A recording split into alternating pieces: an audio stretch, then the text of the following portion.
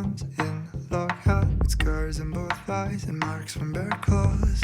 A dull lad, a quiet wildlife, cut the shape to match the dim of the pines. Like it's not afraid now, all like it's not aware of what's like to be in the middle of a bullseye when everything's out of control. So I said I sometimes wish to live life in complete denial about my age, how blind I've been to trust my head over my eyes. He said, William, there's too much to bear with just one life, so why would you care if you want to understand why it doesn't go the way you want? Just let it all out. I know you're asking how, well how would I know?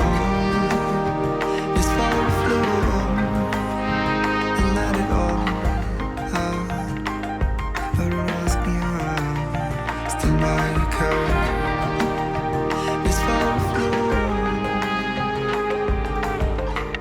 Enough with motives, enough of nowhere, of times when nowhere would mind, like glorified, locked up diamonds and tokens, let down but the calling. Each time you're left to wonder, would I be able to let it all out? I said, of course, but nothing can help me process the way to react to the love, to the losses, and stand so tall over my flaws in life. And I wonder what's left to hold on to when nothing goes the way you want.